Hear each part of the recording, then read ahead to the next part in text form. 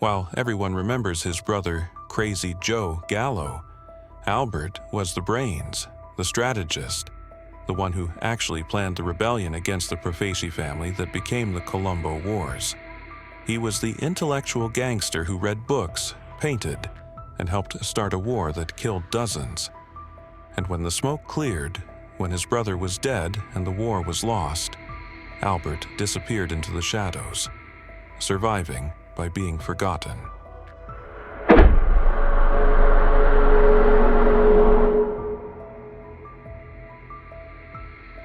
June 6, 1930. Brooklyn, New York. Albert Gallo was born into Red Hook, a neighborhood of docks, warehouses, and Italian immigrants where the mob wasn't just present, it was the economic structure that made everything work. Albert's parents were working-class Italian immigrants who struggled to survive in Depression-era Brooklyn. His father, Umberto Gallo, worked on the docks when work was available. His mother, Mary, tried to hold the family together as they raised Albert and his siblings in a cramped apartment.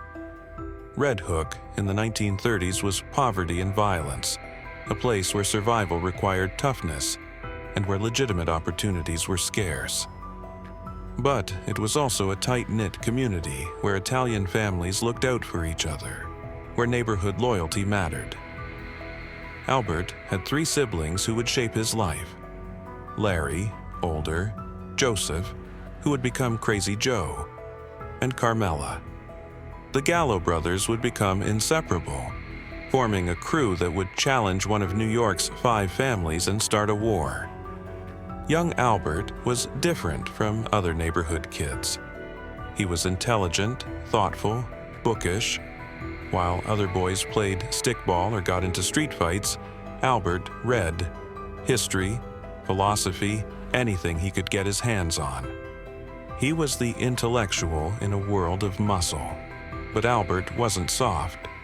He was tough when needed, capable of violence when required. He combined intelligence with street toughness, a combination that would make him valuable to the mob and dangerous to his enemies. By his teenage years, Albert and his brothers were running with neighborhood crews, committing petty crimes, learning how the streets worked. But Albert was always thinking bigger, planning further ahead, seeing patterns others missed. The Gallo brothers, Larry, Albert, and Joe, formed a crew that became legendary in Brooklyn underworld. Each brother had distinct characteristics that complemented the others. Larry was the oldest, the leader initially, the one who made connections to the Profaci family and brought his brothers into organized crime. He was practical, capable, respected. Joe was the wild one, Crazy Joe, unpredictable, violent, charismatic. He was the public face of the Gallo crew, the one who attracted attention and headlines. His craziness was partly genuine, partly calculated intimidation. Albert was the brain. He was strategic, thoughtful, disciplined. He planned operations, analyzed situations, understood long-term consequences. He was the intellectual balance to Joe's wildness. Together they were formidable. Larry provided leadership and connections. Joe provided muscle and fear. Albert provided strategy and intelligence. They were a complete criminal package. The brothers were intensely loyal to each other. Family came before everything, before the mob, before money, before their own safety. This loyalty would define their entire criminal career and eventually lead to their destruction. By the early 1950s, the Gallo brothers were working for the Profaci crime family, one of New York's 5 families. They did enforcement work, handled problems, earned money. They were good soldiers, reliable, capable, but they were also ambitious. And Albert, always thinking, always analyzing, was beginning to see how the Profaci family was structured and where its weaknesses were. The Profaci crime family, led by Joe Profaci, was one of New York's 5 families. Smaller than Gambino or Genovese, but still powerful and profitable. Joe Profaci ran it like a traditional Sicilian don, conservative, authoritarian, greedy. Profaci's approach to leadership was simple. He kept everything for himself. While other bosses shared profits generously with their soldiers and capos, Profaci squeezed everyone, taking the largest cuts, leaving his men with minimal shares. He also charged his captains monthly tributes, literally making them pay for the privilege of being in his family. This was unusual and deeply resented. Most families functioned more like partnerships. Profaci ran his like a dictatorship where he extracted maximum profit. Albert Gallo watched this structure and saw its fatal flaw: resentment. Profaci's soldiers and capos were angry, felt exploited, believed they were being cheated. This resentment was a powder keg waiting for a spark. The Gallo brothers, working as enforcers and soldiers, saw the resentment firsthand. They talked to other crew members, heard the complaints, understood that many people in the family hated Profaci and his greedy leadership. Albert began thinking about possibilities. What if someone challenged Profaci? What if there was a rebellion? Could Profaci's authoritarian structure be overthrown? It was a dangerous thought. Challenging a boss violated every mob rule. But Albert was analytical, strategic, and he was starting to believe it could be done. In February 1961, the Gallo brothers made their move. In an audacious operation planned primarily by Albert, they kidnapped several high-ranking members of the Profaci family, including underboss Joseph Magliocco, capos, and other leaders. The kidnappings were bloodless but shocking. The Gallos grabbed these men from various locations, held them hostage, and presented demands to Joe Profaci. Treat your soldiers better, share profits more fairly, stop the tribute payments or your leadership dies. The plan was Albert's. He had identified which family members to grab, where they could be held, how to execute the kidnappings without immediate retaliation. It was strategic, calculated, unprecedented. The kidnappings stunned the mob world. You didn't kidnap made men, especially not capos and underbosses. It was a violation of fundamental rules, an act of war disguised as negotiation. Joe Profaci negotiated, agreed to the Gallos' demands, and the hostages were released unharmed. The Gallos believed they had won, that they had forced change through bold action. But Profaci had no intention of honoring the agreement. He was buying time, planning retaliation, preparing to destroy the Gallo brothers for their unprecedented challenge to his authority. The rebellion had begun, and it would turn into one of the bloodiest internal mob wars in New York history. After the kidnappings, Joe Profaci immediately began planning to eliminate the Gallo brothers. He declared them rebels, stripped them of family protection, put contracts on their lives. The Gallos went to war. They fortified their headquarters, a President Street social club in Brooklyn, turning it into a fortress with reinforced doors, weapons stockpiles, and 24-hour guards. They recruited soldiers, built their own crew, prepared for the conflict. Albert was instrumental in war preparations. He understood that this wasn't just about violence, it was about resources, allies, strategy.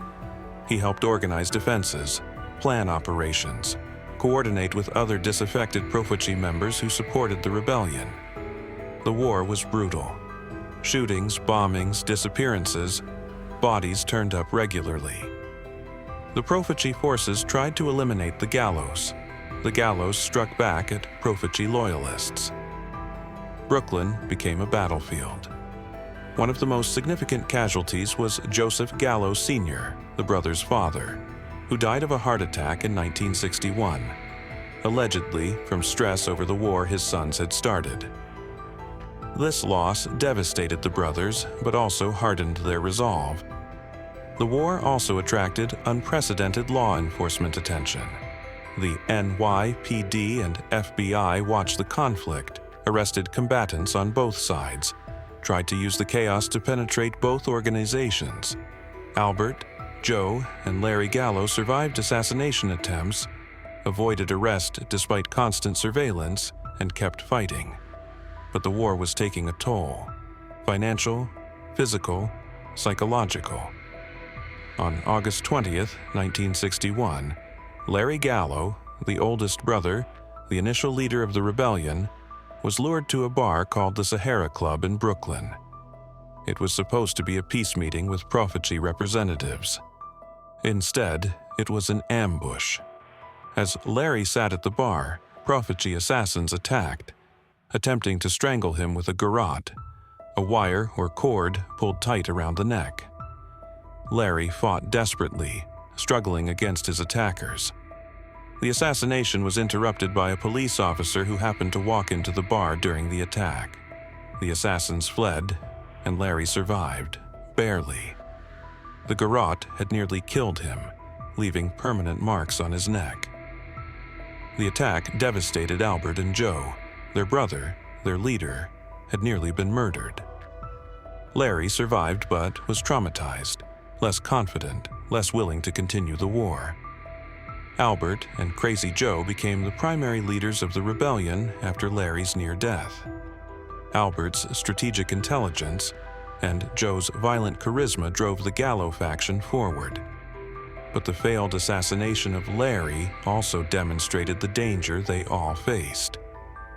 The Profaci family was determined to eliminate them, was willing to violate meeting protocols, was using any tactic to win the war. In 1961, Albert Gallo was arrested on extortion charges, not directly related to the war, but law enforcement was targeting all Gallos because of the violence. Albert was convicted and sent to prison. Prison removed Albert from direct involvement in the war, but it didn't stop him from strategizing. He maintained communication with Joe and Larry, advised on tactics, helped plan operations from behind bars. Albert's imprisonment was actually strategic in some ways. He was safer in prison than on the streets where assassination was a constant threat, and prison gave him time to think, to plan long-term, to read and study. In prison, Albert was unusual. While other inmates lifted weights or played cards, Albert read books. History, philosophy, military strategy. He studied successful rebellions, analyzed why some succeeded and others failed.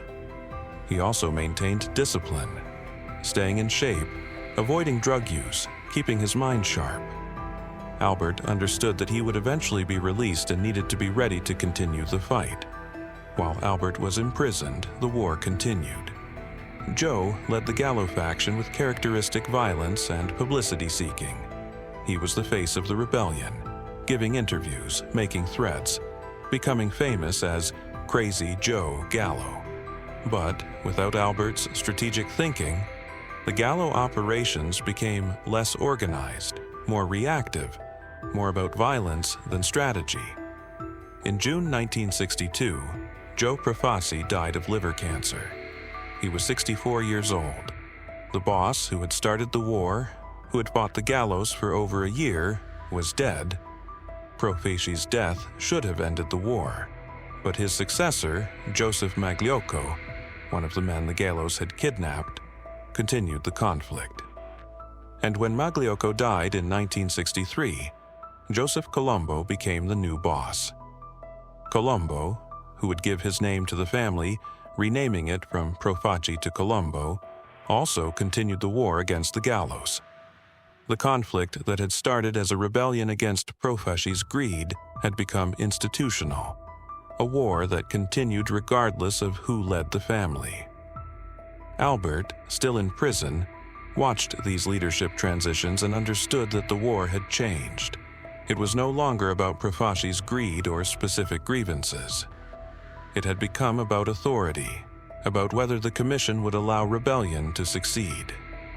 The commission, the ruling body of New York's 5 families, backed Colombo and the Profaci-Colombo family.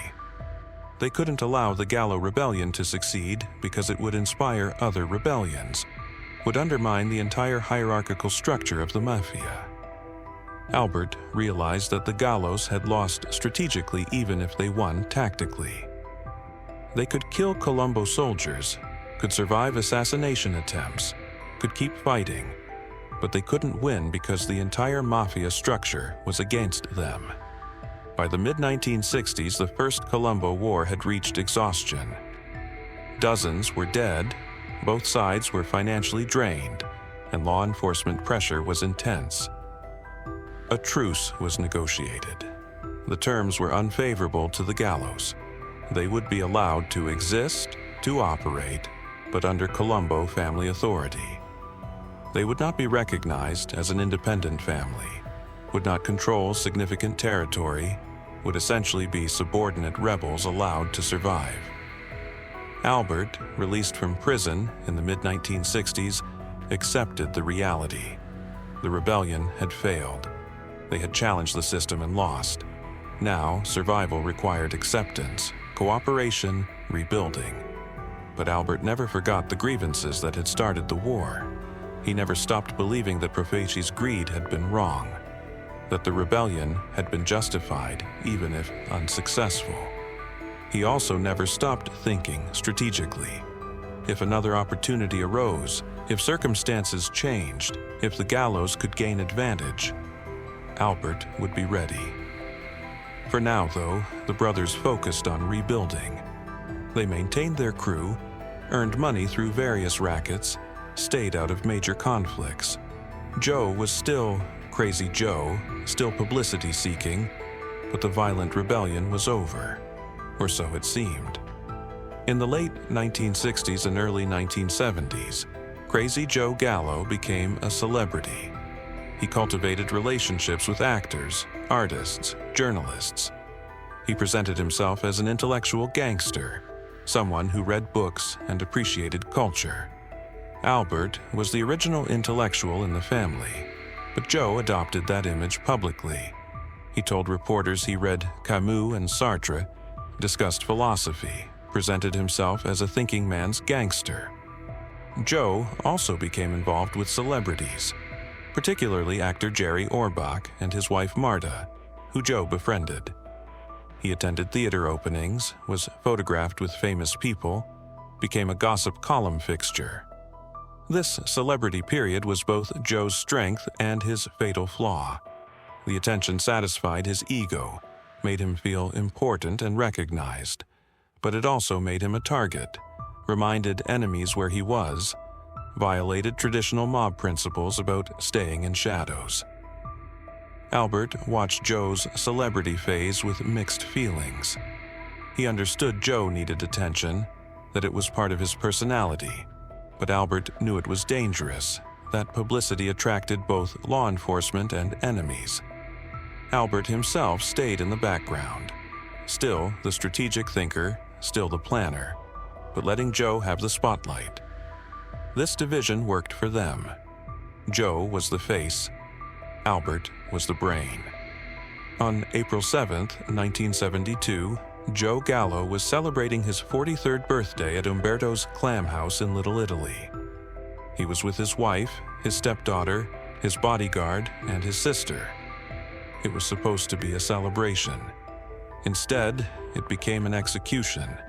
At 4:30 a.m., gunmen entered the restaurant and opened fire. Joe was hit multiple times, back, buttocks, elbow. He tried to flee, stumbled outside, and collapsed on the street. He died almost immediately. The assassination shocked New York. Joe Gallo, Crazy Joe, the celebrity gangster, the rebel who had challenged the Colombo family, was dead, gunned down in a restaurant while celebrating his birthday. The identity of the killers has never been definitively proven, but the suspects are clear. Colombo family members, still seeking revenge for the original rebellion, still angry that the Gallos had challenged their authority. For Albert, Joe's death was devastating. His brother, his partner, his friend, the public face of their crew, was gone, murdered in exactly the way their violent life predicted, but which still felt impossible. Albert had to decide. Would he seek revenge, starting the war again? Or would he accept Joe's death, avoid retaliation, survive? Albert chose survival. The strategic thinker in him understood that revenge would only bring more death. Would restart a war the Gallos couldn't win.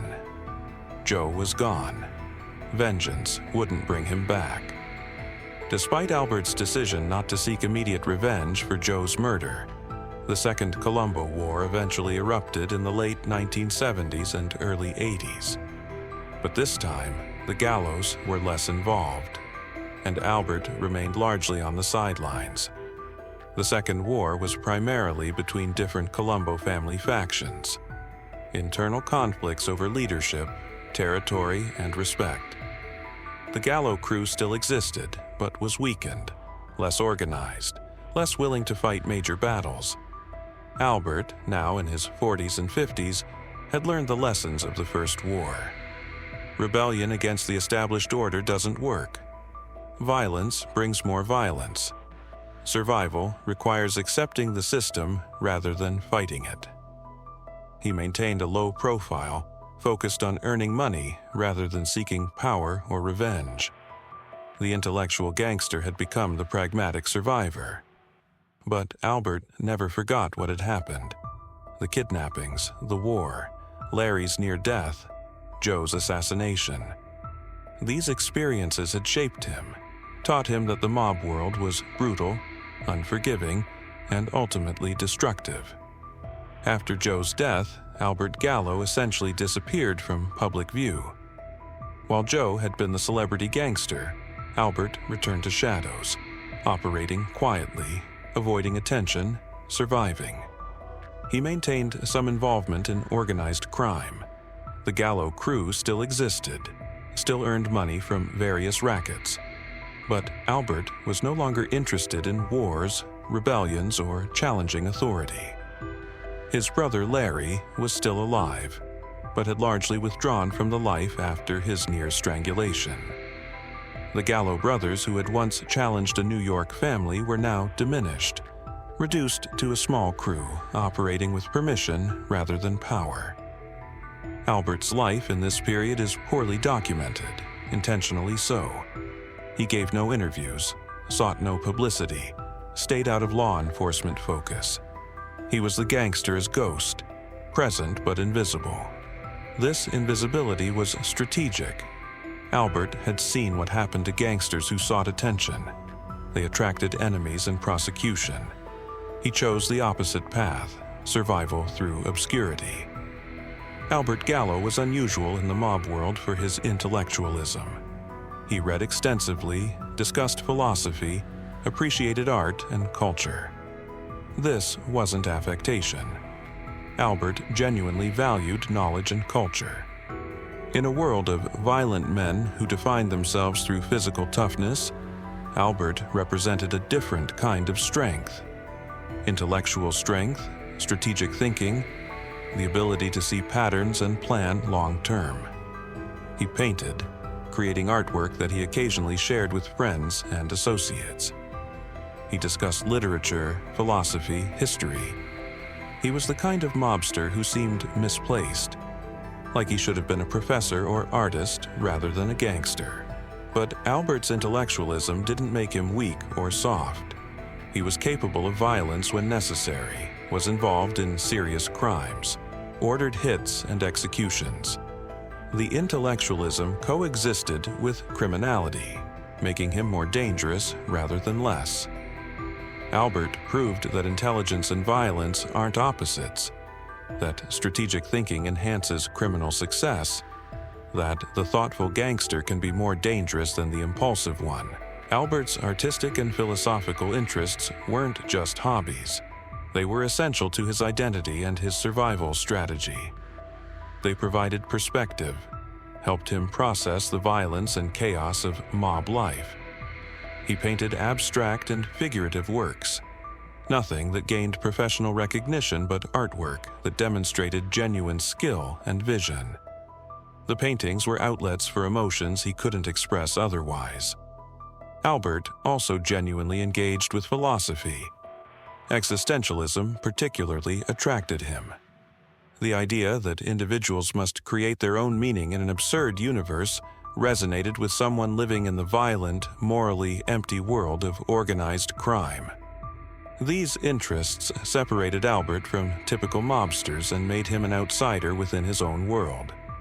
But they also gave him mental resources others lacked, ways of thinking about his life that went beyond immediate survival and material gain.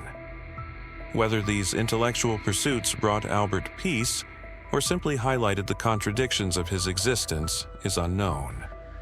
But they defined him as something more complex than a simple criminal. Albert Gallo's greatest asset was his strategic intelligence.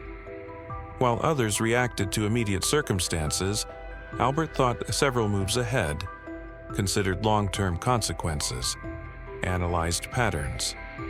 The original kidnapping plot was Albert's strategy, identifying which family members to grab, how to execute the operation, what demands to make. It was audacious but carefully planned. Throughout the First Colombo War, Albert provided strategic guidance, which battles to fight, where to focus resources, how to survive against superior numbers. His thinking kept the Gallos alive far longer than they should have survived. After Joe's death, Albert's strategic mind told him that revenge would be suicidal, that survival required accepting Joe's murder without retaliation.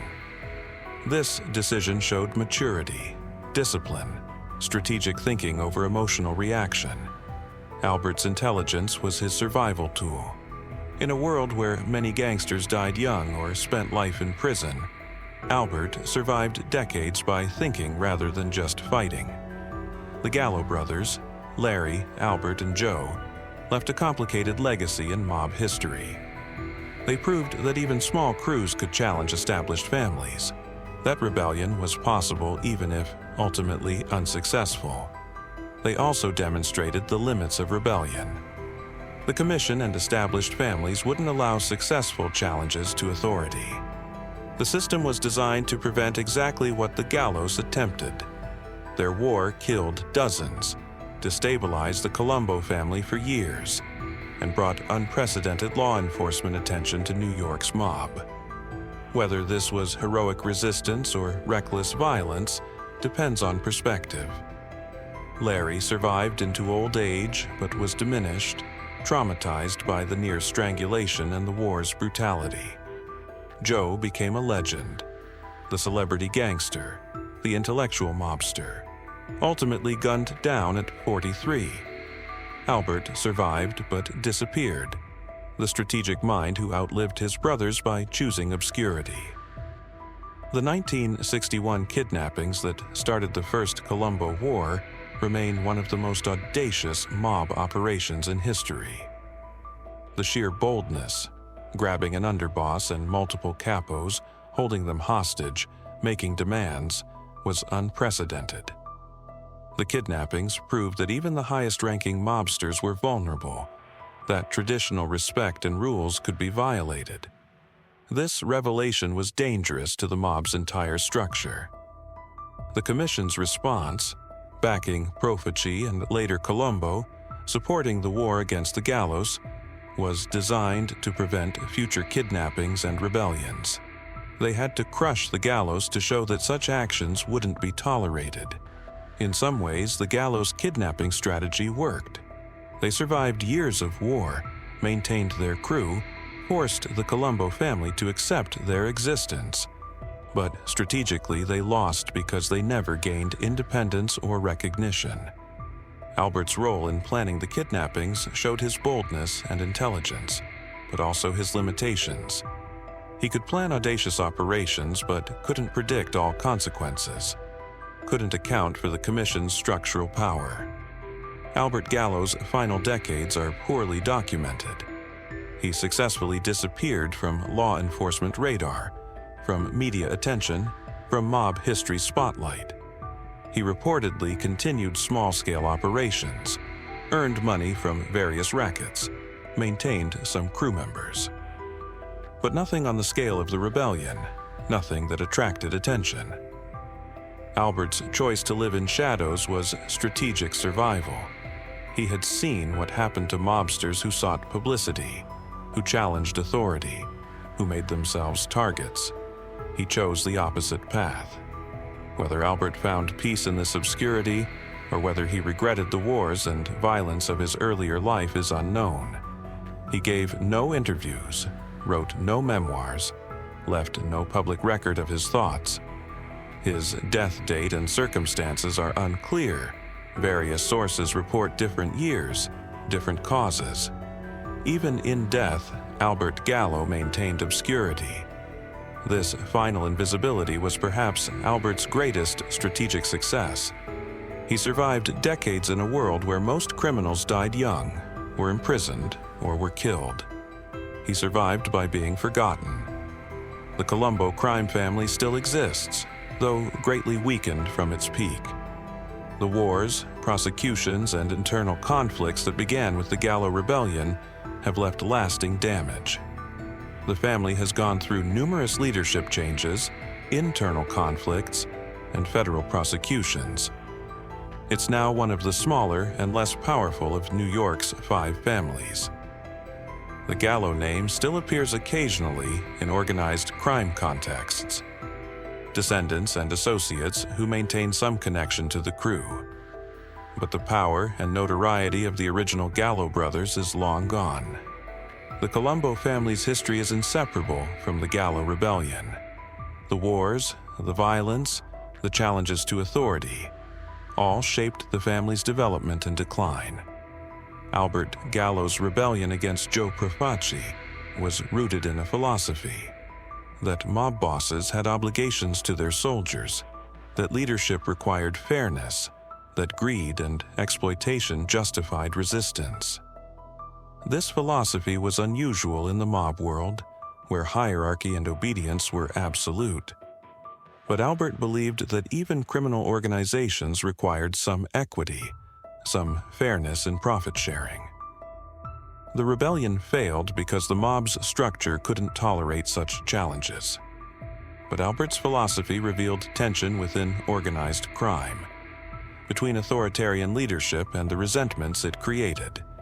Whether Albert maintained these philosophical beliefs throughout his life, or whether survival required abandoning them is unknown. But the original rebellion demonstrated that even in the mob's hierarchical world, principles and grievances could motivate dramatic action. The Gallo brothers' loyalty to each other was their greatest strength and ultimate tragedy. They stayed together through the war, through assassination attempts, through years of violence. But that loyalty also brought destruction. If they had abandoned each other, compromised, sought individual survival rather than collective resistance, they might have lived longer, suffered less. Albert's survival came partly because he was willing to let Joe be the public face, to stay in shadows while Joe sought publicity. This division of roles protected Albert, even as it made Joe a target. After Joe's death, Albert's survival required not seeking revenge, choosing his own life over vengeance for his brother. This was practical, but also a betrayal of their earlier loyalty. The Gallo brothers proved that loyalty in the mob world has limits. Eventually, survival requires choosing yourself over others, even over family. Albert Gallo's story is ultimately about survival through intelligence. While his more famous brother Joe became a celebrity and was murdered, Albert survived by being strategic, disciplined, invisible. He was the intellectual who planned rebellions, the philosopher who killed when necessary, the artist who survived in the mob's brutal world. These contradictions defined him and perhaps enabled his survival. Albert proved that in organized crime, intelligence can be more valuable than violence, that strategy beats impulsiveness, that thinking ahead saves lives.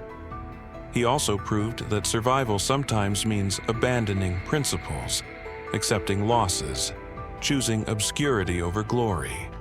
Albert survived the Colombo Wars not by winning but by knowing when to stop fighting. History remembers Crazy Joe Gallo, the celebrity gangster, the rebel, the man shot dead at Umberto's clam house. But it was Albert, the quiet brother, the strategic mind, the intellectual gangster, who actually survived, who outlasted enemies and allies, who proved that in the mob world, the brain is deadlier than the gun. He was Albert Gallo, the forgotten brother, the strategist behind the rebellion, the gangster who read philosophy and planned kidnappings. He started a war, lost his brother, and survived by disappearing. And in the mob world, sometimes survival is the only victory that matters. Everyone remembers Crazy Joe, the celebrity gangster shot dead at Umberto's clam house, the intellectual mobster who read Sartre and hung out with actors. But Joe's brother Albert was the real brain, the strategist who actually planned the rebellion that became the Colombo Wars.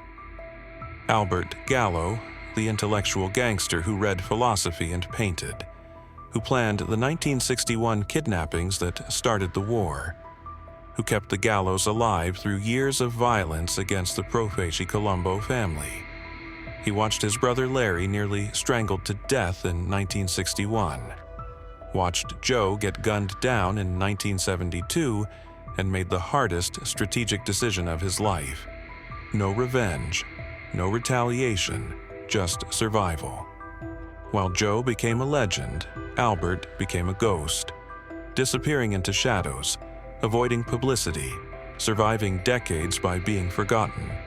He was the philosopher who ordered hits, the artist who planned wars, the thinker who understood that in the mob, the smartest play is sometimes not to play at all. History forgot Albert Gallo, but that was exactly his plan. In a world where attention means death, invisibility is the ultimate power. He was the brain behind the rebellion, and unlike his brothers, unlike dozens of others who died in the wars, Albert survived by being the one everyone forgot.